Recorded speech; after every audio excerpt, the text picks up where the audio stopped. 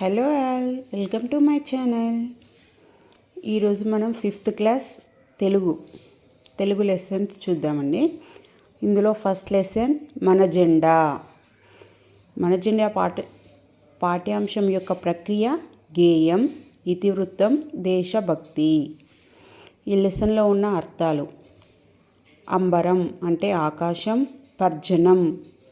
పర్జన్యం మేఘములు, ధరాతలం అంటే భూమి, ముష్కరులు అంటే దొంగలు, అంకుశం నిగ్రహం, కేతనం జెండా పతాకం. నెక్స్ట్ పాయింట్: సరోజినీ నాయుడు 1879 ఫిబ్రవరి 13న హైదరాబాద్లో జన్మించింది. సరోజినీ నాయుడు యొక్క తండ్రి అఘోరానాథ్ చట్టోపాధ్యాయ, తల్లి వరదా సుందరీదేవి. నెక్స్ట్ పాయింట్: 1930లో గాంధీకి ఉప్పు సత్యాగ్రహంలో తోడ్పడింది. నెక్స్ట్ పాయింట్: సరోజినీ నాయుడు బిరుదు భరత కోకిల, నైటింగల్ ఆఫ్ ఇండియా.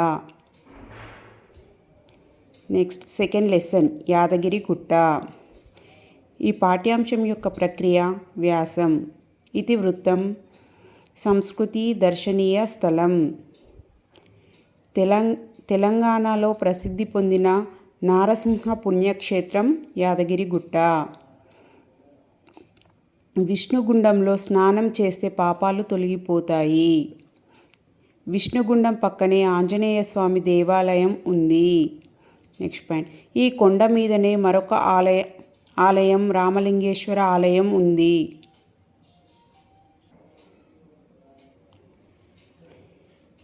ప్రతి నెల స్వాతి నక్షత్రం రోజున అష్టోత్తర శత కలశాభిషేకం జరుగుతుంది. నెక్స్ట్ పాయింట్: ప్రతి సంవత్సరం ఆలయంలో మార్చ్, ఏప్రిల్ నెలల్లో శ్రీవారి బ్రహ్మోత్సవాలు జరుగుతాయి. నెక్స్ట్ పాయింట్: పాల్గొన శుద్ధ విదియ నుండి ద్వాదశి వరకు 11 రోజులు ఈ బ్రహ్మోత్సవాలు అంగరంగ వైభవంగా జరుగుతాయి. తెలంగాణ రాష్ట్రం ఏర్పడ్డాక సప్తగిరి పేరుతో ఉన్న దూరదర్శన్ ఛానల్కు యాదగిరి అని పేరు పెట్టారు. నెక్స్ట్ పాయింట్: కొండగట్టు ప్రసిద్ధ పుణ్యక్షేత్రం. నెక్స్ట్: ఈ క్షేత్రంలో శ్రీ ఆంజనేయ స్వామి స్వయంభూగా వెలిశాడు. ఇక్కడ ఆంజనేయ స్వామి సగం నరసింహస్వామి ముఖంతో ఉత్తరాభిముఖుడై ఉన్నాడు. నెక్స్ట్ పాయింట్: దీనికి దగ్గరగా జవహర్ లాల్ నెహ్రూ సాంకేతిక విశ్వవిద్యాలయానికి చెందిన ఇంజనీరింగ్ కళాశాల కూడా ఉంది. ఈ లెసన్కి సంబంధించిన భాష: జరిగిపోయిన పనిని తెలిపే పదాలున్న వాక్యం భూతకాలపు వాక్యం. ఎగ్జాంపుల్: రాము పని చేశాడు అంటే భూతకాలానికి సంబంధించింది. నెక్స్ట్ పాయింట్: జరగబోయే పనిని తెలిపే పదాలున్న వాక్యం భవిష్యత్ కాలపు వాక్యం. ఎగ్జాంపుల్: రాము పనిని చేయబోతున్నాడు లేదా చేశాడు. ఇది భవిష్యత్ కాలంలో జరిగేది. జరుగుతున్న పనిని తెలిపే పదాలున్న వాక్యం వర్తమాన కాలపు వాక్యం. ఎగ్జాంపుల్ ఏంటంటే రాము పని చేస్తూ ఉన్నాడు. Next lesson third lesson Salar Jung museum. ఈ పాఠ్యాంశం యొక్క ప్రక్రియ డైరీ, ఇతివృత్తం, దర్శనీయ స్థలం, చరిత్ర, సంస్కృతి. మూసీ నది ఒడ్డున దార్ ఉల్ షిఫా అనే ప్రాంతంలో ఉంది. నెక్స్ట్ పాయింట్: హైదరాబాద్కు చెందిన నిజాం పరిపాలకులలో సాలార్జంగ్ కుటుంబానికి చెందిన మీర్ యూసుఫ్ అలీ ఖాన్ సాలార్జంగ్ III ప్రపంచ నలుమూలల నుండి ఎన్నో విలువైన కళాఖండాలు సేకరించి భద్రపరిచాడు. నెక్స్ట్: అర్ధచంద్రాకారంగా ఉన్న ఈ మ్యూజియంను 1951 డిసెంబర్ 16న ప్రజలు చూసేందుకు తెరిచారు. అతిపెద్ద మ్యూజియాలలో ఇది సాలార్జంగ్ మ్యూజియం 3వ స్థానంలో ఉంది. భారత పార్లమెంట్ జాతీయ ప్రాముఖ్యత గల సంగ్రహాలయంగా గుర్తించింది. ఈ సాలార్జంగ్ మ్యూజియంలో 38 అరలున్నాయి. నెక్స్ట్ పాయింట్, గడియారం వెనుక పాలరాతి శిల్పం, రెబెక్కా శిల్పాలు ఉన్నాయి. 19వ శతాబ్దానికి చెందిన జీబీ బెన్జోని ఇటలీ దేశస్థుడు చెక్కాడు. ఈ రెబెక్కా శిల్పాన్ని జేబీ బెన్జోని అనే ఇటలీ దేశస్థుడు చెక్కాడు. 19వ శతాబ్దంకి ఫ్రాన్స్ రాజు లూయిస్ 16 తన మైసూర్ మహారాజైన టిప్పు సుల్తాన్ను బహుకరించిన కుర్చీలు, టిపాయిలు ఉన్నాయి. నెక్స్ట్ పాయింట్, పై అంతస్తులో 18 అరలు ఉన్నాయి. నెక్స్ట్ 4th లెసన్, నీడ ఖరీదు. ఈ పాఠ్యాంశం యొక్క ప్రక్రియ కథ, ఇతివృత్తం, మానవ స్వభావం, హాస్యం. ఈ లెసన్లో ఉన్న భాష, వాక్య స్వభావాన్ని పూర్తిగా తెలిపే క్రియాపదాలను సమాపక క్రియలు అంటారు. ఎగ్జాంపుల్, చూశాడు, కాలిపోయింది, పడిపోయాను. నెక్స్ట్ పాయింట్, వాక్య స్వభావాన్ని అసంతృప్తిగా తెలిపే క్రియాపదాలను అసమాపక క్రియలు అంటారు. ఎగ్జాంపుల్ ఏంటంటే చూసి, వచ్చి, తిని. 4th లెసన్ ఇంతటితో కంప్లీట్ అండి. ఇప్పుడు 5th లెసన్, నీతి పద్యాలు. ప్రక్రియ ఏంటంటే పద్యాలు. ఇతివృత్తం, నైతిక విలువలు. సంస్కృతంలో వేదవ్యాసుడు రాసిన భారతాన్ని నన్నయ్య, తిక్కన, ఎర్రన రాశారు. వీరినే కవిత్రయం అంటారు. నెక్స్ట్ లెసన్, మనసుంటే మార్గం ఉంటుంది. ఈ పాఠ్యాంశం యొక్క ప్రక్రియ లేఖ. ఇతివృత్తం ఏంటంటే వికలాంగుల పట్ల సునిశ్చితత్వం, ఆత్మవిశ్వాసం. ఈ లెసన్లో ఉన్న పదజాలం, ఒకటి కన్నా ఎక్కువగా అదే అర్థం వచ్చే పదాలు. దోస్తులు అంటే మిత్రులు, స్నేహితులు. బట్టలు, దుస్తులు, వస్త్రం. ఎదుగుదల, ప్రగతి, అభివృద్ధి. గమనించడం, పరిశీలించడం. ఆధునికత అంటే కొత్తది, నవీనం. ఊరు అంటే గ్రామం, పల్లె.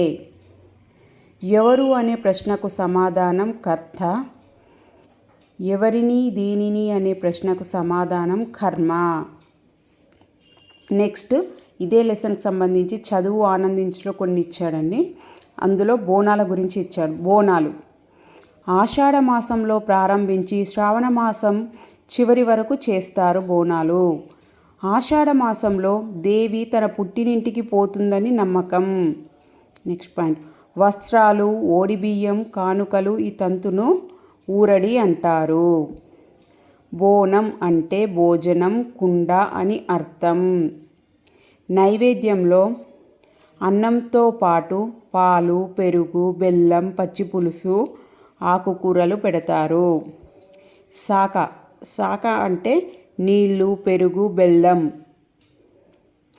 చిన్న కుండపై మట్టి కంచుడు ఉంచి అందులో నూనె పోసి గండదీపం వెలిగిస్తారు.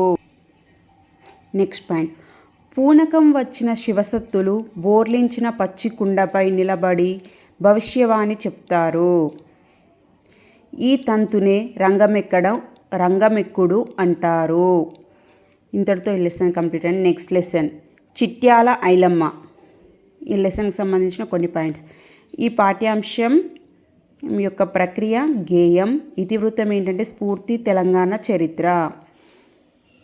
చిట్యాల ఐలమ్మ ఓరుగల్లు జిల్లా రామపర్తి మండలం కిష్టాపురంలో జన్మించింది.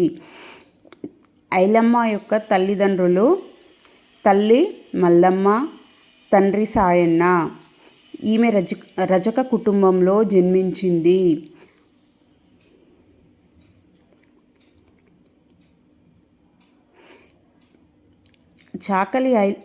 చిట్యాల ఐలమ్మ పాలకుర్తి మండలంలోని చిట్యాల గ్రామంలో చిట్యాల నరసింహుల్ని వివాహం చేసుకుంది. నెక్స్ట్ లెసన్, ఈ లెసన్ ఇంతటితో కంప్లీట్. నెక్స్ట్ లెసన్, వృధా చేయడం. ఈ పాఠ్యాంశం యొక్క ప్రక్రియ సంభాషణ. ఇతివృత్తం పర్యావరణ స్పృహ. నెక్స్ట్ పాయింట్, వసంత పంచమి నాడు సరస్వతి ఉత్సవం జరుపుతారు. ఈరోజు వసంత పంచమి రోజు అక్షరాభ్యాసాలు కూడా ఎక్కువగా చేయిస్తూ ఉంటారు. నెక్స్ట్ పాయింట్, కొత్తగూడెం రామగుండంలో థర్మల్ పవర్ స్టేషన్లు ఉన్నాయి. మన రాష్ట్రంలో ఎక్కువ విద్యుత్ ఉత్పత్తి బొగ్గుతోనే జరుగుతున్నది. ఈ లెసన్లోనే చదువు ఆనందించులో క్రిస్మస్ గురించి ఇచ్చారు, అది చూద్దామండి. క్రిస్మస్ ముందు రోజు డిసెంబర్ 24న క్రిస్మస్ను మూడు రోజులు సెలబ్రేట్ చేసుకుంటారు. డిసెంబర్ 24న ఈవ్ అని, డిసెంబర్ 25న క్రిస్మస్ అని, డిసెంబర్ 26న బాక్సింగ్ డే అని జరుపుకుంటారు. నెక్స్ట్ లెసన్, గోపి డప్పు. ఈ పాఠ్యాంశం యొక్క ప్రక్రియ కథ. ఇతివృత్తం ఏంటంటే పిల్లల స్వభావం. ఈ లెసన్లో ఉన్న భాష ఏంటంటే వాక్యంలో పదాల మధ్య సంబంధాన్ని ఏర్పరుస్తాయి. ఇలాంటి అక్షరాలను లేదా పదాలను విభక్తి ప్రత్యయాలు అంటారు. అంతే అండి ఈ లెసన్లో ఉన్న పాయింట్స్. నెక్స్ట్ లెసన్, చింత చెట్టు. ఈ పాఠ్యాంశం యొక్క ప్రక్రియ స్వాగతం. ఇతివృత్తం పర్యావరణం. పచ్చి పులుసు పేదోళ్ళ అమృతం.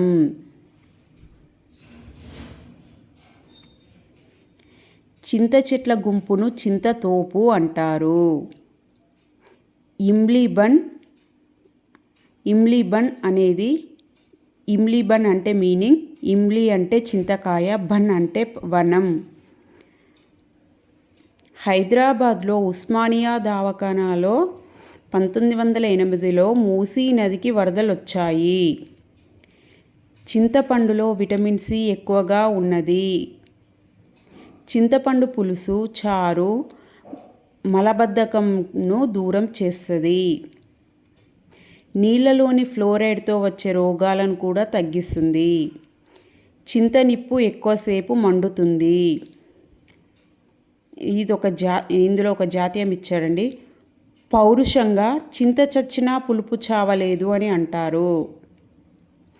ఈ లెసన్కి సంబంధించిన కొన్ని మీనింగ్స్ అండి, అర్థాలు. అండగా అంటే ఆధారంగా, ఆసరా, దన్నుగా, తోడుగా. అంశ అంటే వంతు, భాగం. అణువు అంటే అనుకూలము, యోగ్యత. ఆలి గుంపు, సమూహం, వరుస. ఎగ్గులు నిందలు, తిట్లు. ఒరులు అంటే ఇతరులు అని అర్థం. కేతనం జెండా, పతాకం. ఖగం అంటే పక్షి, పిట్ట. తెరంగు అంటే విధము, చక్కనైన. యాది జ్ఞాపకం, గుర్తు.